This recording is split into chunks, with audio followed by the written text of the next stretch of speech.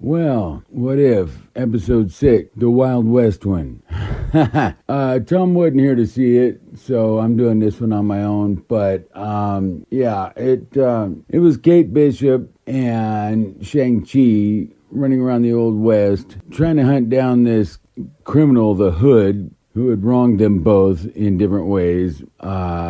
It had taken Shang-Chi's sister and apparently wiped out Kate Bishop's whole family on their farm. So they each had their own vendetta against this character, the Hood. And they were hunting him down, and Kate Bishop was known as Hawkeye, and she wielded pistols rather than a bow and arrow. And there was even a little look at John Walker, which didn't make much sense. In the opening sequence, it seemed like, Kate was running around with John Walker, but no, she was running with Shang-Chi. Anyway, and the whole thing was, Shang-Chi had come to America in the Old West days for a better life, looking for the American dream, along with his sister. And his sister was taken by the Hood. So when they finally caught up to the Hood, turned out that the Hood was actually Shang-Chi's sister, who had defeated him and taken his place, and was going to continue on with whatever his plan was, to build this army of soldiers with some kind of, hypnosis, mind control, and he was using Chinese immigrants as his soldiers, and she was following suit. And and Sonny Birch was in it. Sonny Birch, I love Sonny Birch. Walton Goggins even did the voice. It was great, and he was the one with the hypnotic pocket watch that would put you under put you in the trance, and you'd be subject to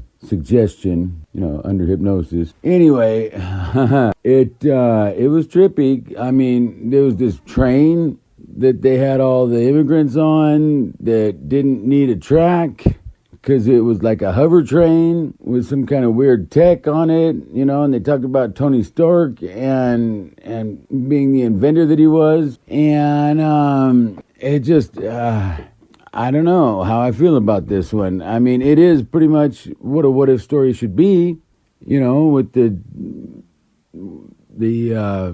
alternate reality and the Old West setting. But it was unclear whether it was Old West in the modern day, like this world never advanced and had an industrial revolution and, they still lived in the Old West code, or if it took place in the Old West. I'm not sure.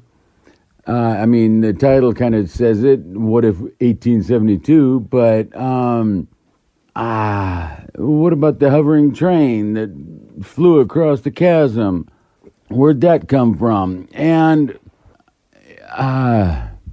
anyway, I don't know. I didn't hate it, and then of course in the end, and the Watcher interfered again with the little kid and got in hotter water with the Watchers.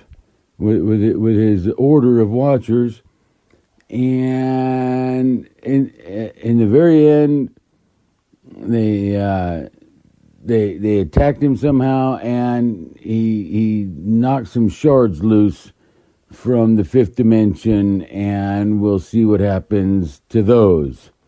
But the whole thing with the Watcher this season, it's all about him interfering and getting in hot water with his order, and looks like that's what we're looking at for the finale. So,